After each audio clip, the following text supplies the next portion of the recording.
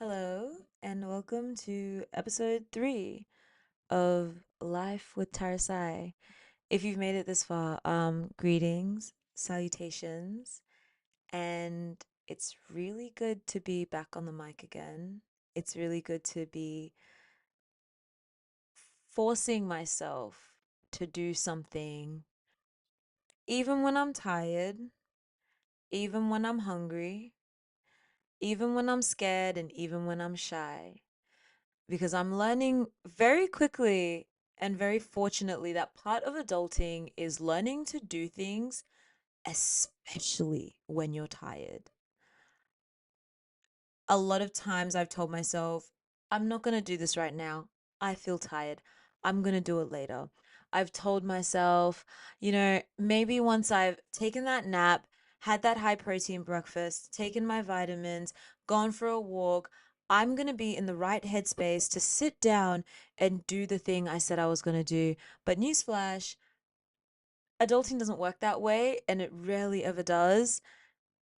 And in all honesty, I think it's a practice and it's a discipline to be able to do things when you're tired and when you don't feel like it.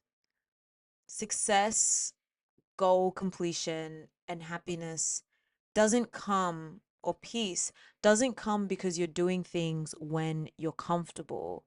They come when you do things when you're uncomfortable. And then you teach yourself over time that I'm capable of doing things, especially when I'm uncomfortable, especially when I'm tired, especially when I don't feel like doing it. This episode is titled Growth is a Mindset. As Arya Starr said, I'm ready to be happy and ready to be debt free.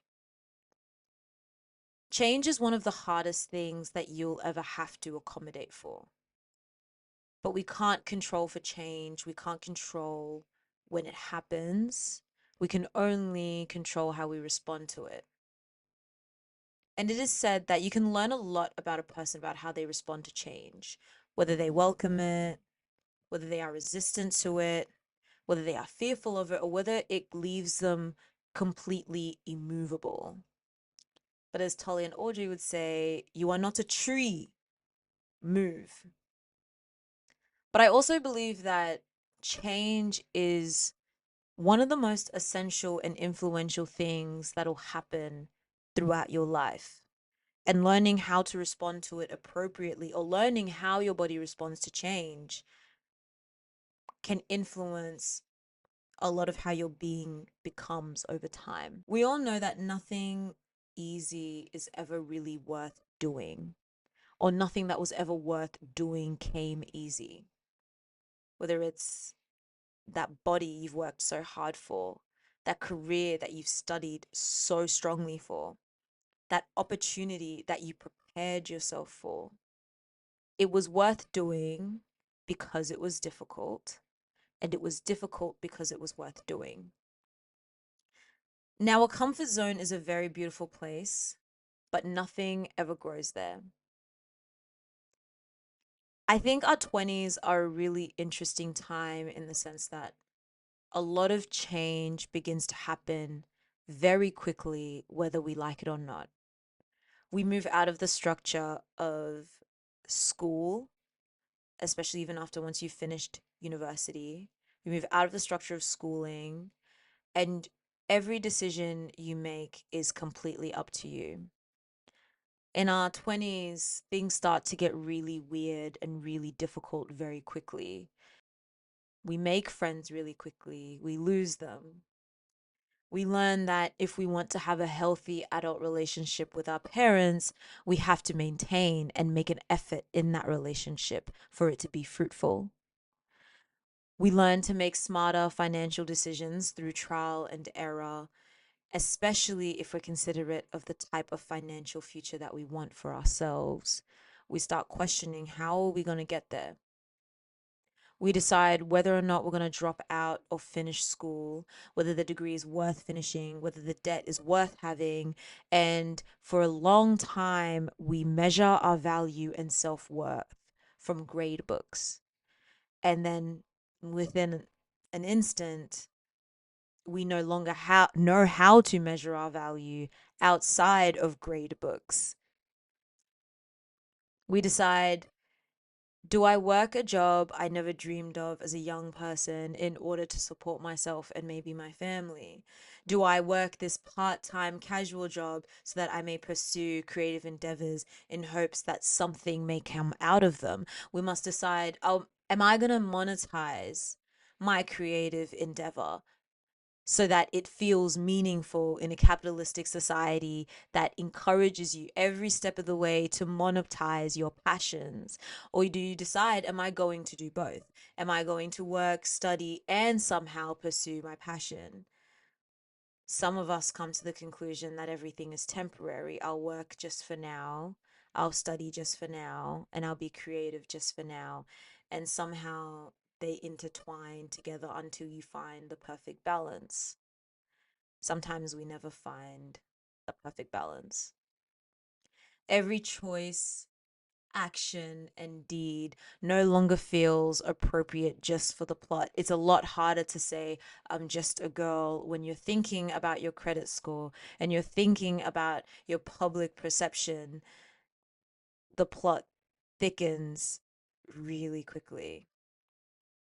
It becomes an amalgamation of good and bad choices, and somehow that's the only way you now know to define your life.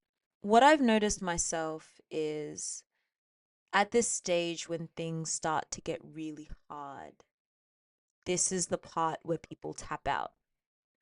This is the part where people say, I can't do this anymore. I don't want to do this anymore. So they choose comfortable. They choose familiar. They stay the same potted plants with their roots never growing past the designated growth space. For some people, that's okay.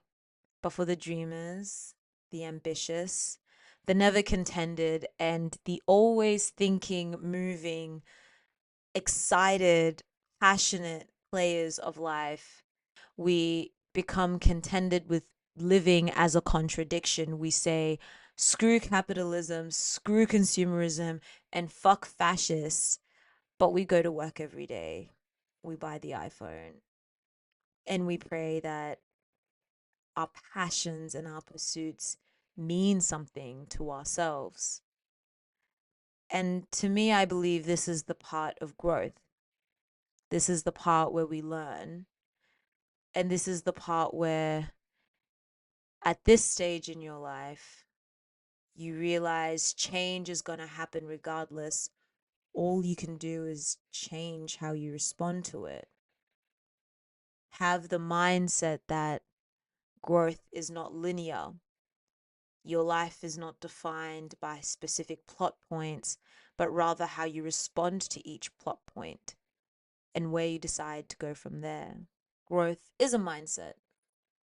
And it's a mindset that I'm choosing to adopt as somebody who loves structure and who loves a fixed timetable. If you have ever had the blessing of viewing my calendar, you would know it is so disgustingly color coded. You would think, where does she have time to breathe? But sometimes change requires going out of your comfort zone, repotting yourself into a new pot with more space to grow. Anyway, thank you for listening. Like, share, subscribe, or don't. Listen once, listen twice. That's all. Bye.